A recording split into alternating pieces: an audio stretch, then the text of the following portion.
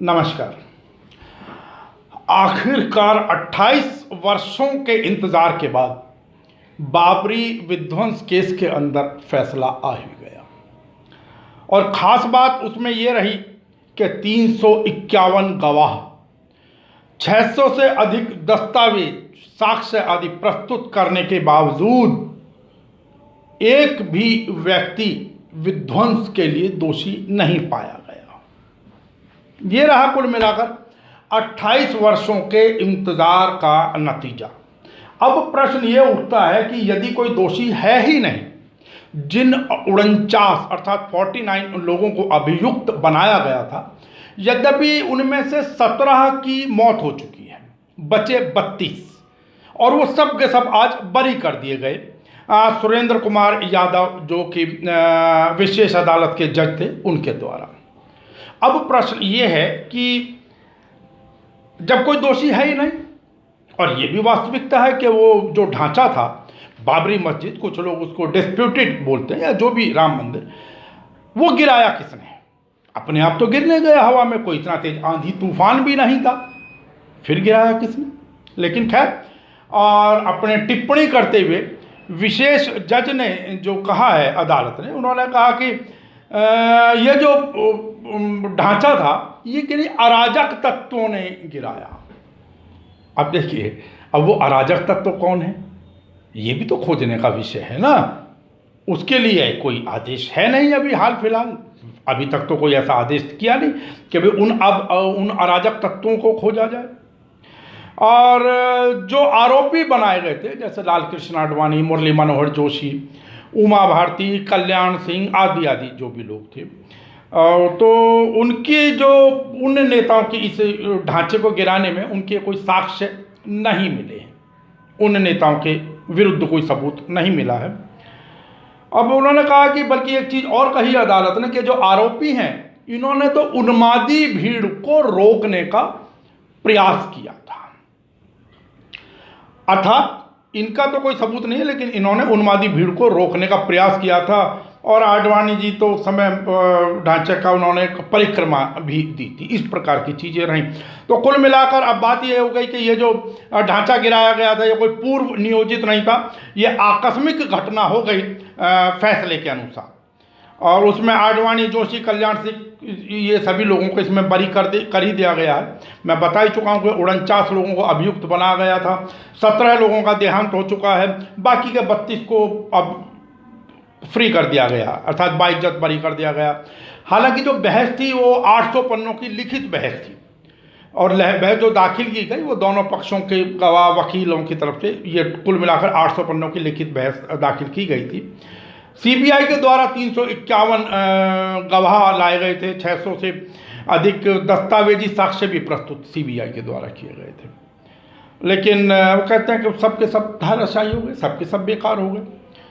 और इसी चीज़ पर ऑब्जेक्शन करते हुए जो जफर यानी जिलानी साहब हैं, उन्होंने ये भी कहा कि फैसला गलत है, कानून के विरुद्ध है, और उन्होंने कहा है कि हम तय समय सीमा के अंदर हाई कोर्ट के अंदर इसके विरुद्ध हम अपील करेंगे।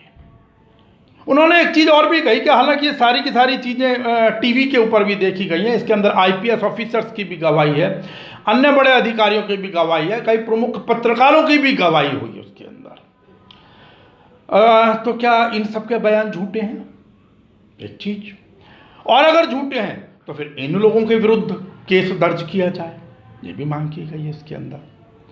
एक है हैदराबाद में नेलसार लॉ यूनिवर्सिटी है, उसके जो वाइस चांसलर हैं प्रोफेसर मुस्तफ़ा साहब, उन्होंने भी अपनी बात के अंदर कहा कि किसी का दोषी ना पाया जाना कानून व्यवस्था के लिए अच्छी बात नहीं है, खतरा भी एक तरीके का माना गया इस चीज़ को।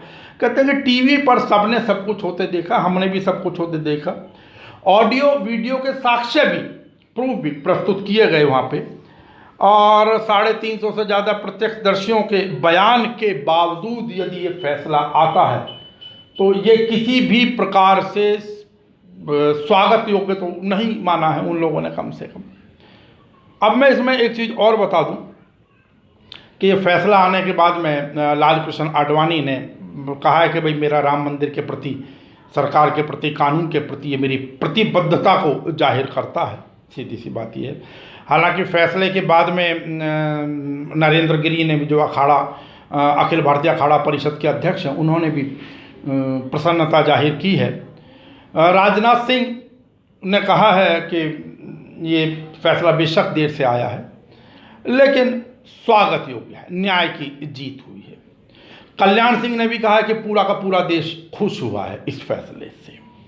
हालांकि कल्याण सिंह ने ये भी कहा है कि ये जो मुकदमा दर्ज किया गया 13 जुलाई को, जो इसी 13 जुलाई को कल्याण सिंह ने जो अपने बयान दर्ज किए, उन्होंने उसमें कहा था कि मैं पूरी तरीके से निर्दोष हूँ और कांग्रेस ने सियासी बदले की भावना के तहत मेरे अगेंस्ट में केस दर्ज कराया था।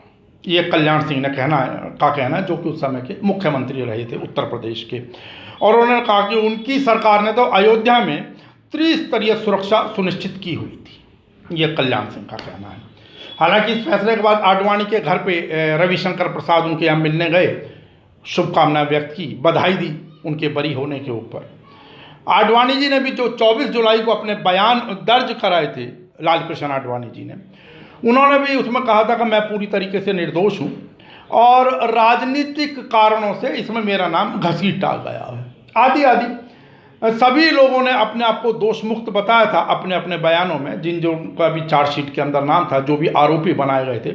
और सब ने यही कहा था कि उन्होंने ऐसा कोई काम नहीं किया, उनका कोई रोल नहीं है बाबरी मस्जिद के उस ढांचे को गिराने के लिए, और उनका नाम जो है वो राजनीतिक कारणों से घसीटा गया है। वो तो दूर से थे, देख रहे थे, प्रभु श्री राम का नारा लगा रहे थे, उस घटनास्थल पर नहीं थे, आदि आदि। अपने अपने प्रकार से सबने इस विषय के अंदर बातें, अपनी अपनी चीज़ें रखी हैं। लेकिन कुल मिलाकर एक फैसला सुनाने से पहले, जब ये फैसला सुनाना गया, तो जो अभियुक्त थे उनके वकीलों ने धारा 437A के अंतर्गत जमानत के कागज दाखिल किए थे।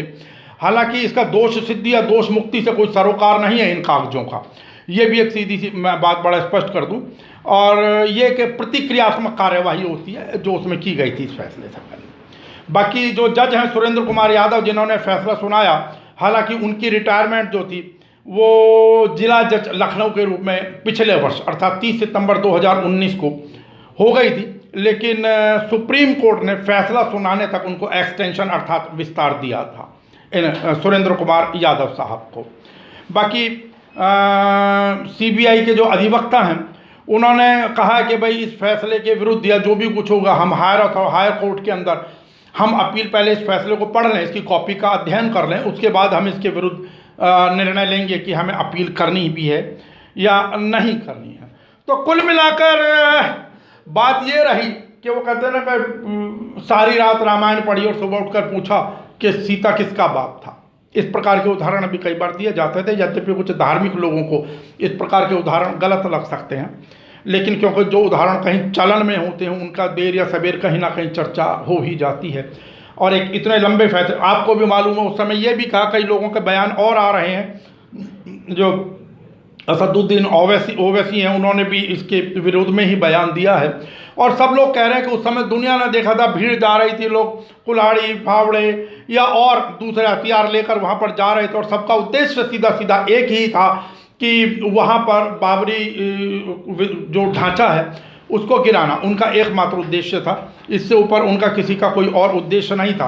ये सारे के सारे साक्ष्य हुए। अनेकों लोग फिर फायर में, आपको भी पता कितने लोग मारे भी गए उसके अंदर, इस राम मंदिर मूवमेंट के अंदर। हालांकि एक चीज़ और भी मानी जा रही थी कि जब ये सुप्रीम कोर्ट का फैसला आ गया था जो राम मंदिर है उसको बनाने के लिए, जो भी हालांकि वो टाइटल सूट था, लेकिन बावजूद उसके अब उसके बाद ज़्यादातर लोग यही कयास लगा रहे थे कि हो सकता है शायद ही, क्योंकि वो तो पहले कह रहे थे कि अब इसका कोई विशेष महत्व रहता नहीं है और शायद ही किसी के विरुद्ध इस प्रकार का निर्णय आए, ऐसी सबकी मान्यता थी।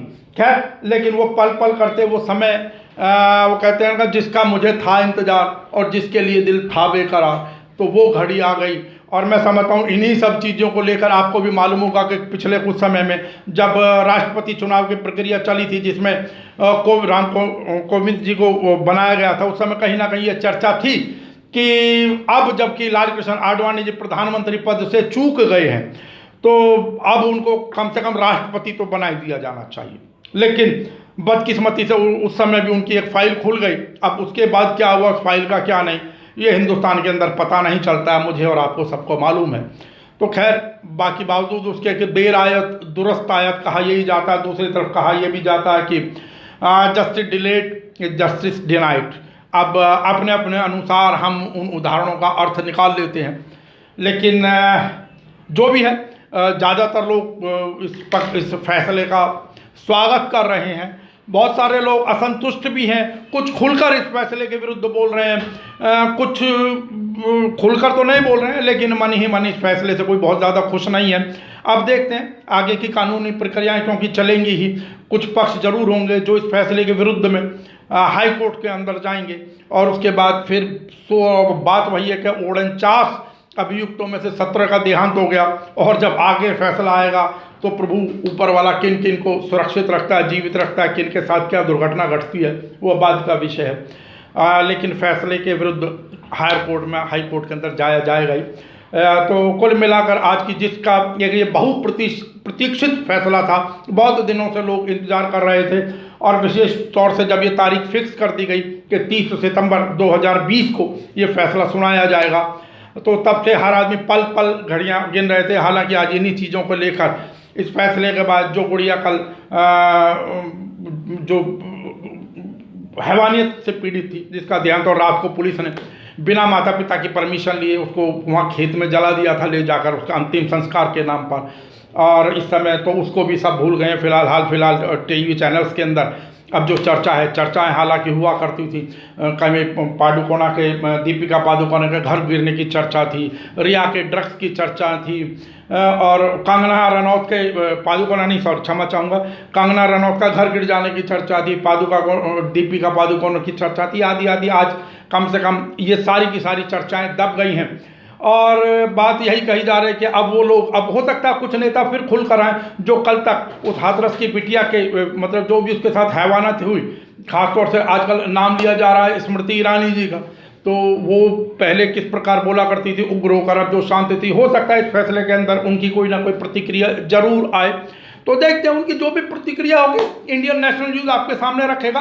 कुल मिलाकर वही बात कि जिसका मुझे था इंतजार और जिसके लिए दिल था बेकरार, और उस घड़ी के अंदर 28 साल में जो फैसला निकल कर आया, उस फैसले के तहत कोई दोषी नहीं पाया गया उस ढांचे को गिराने का।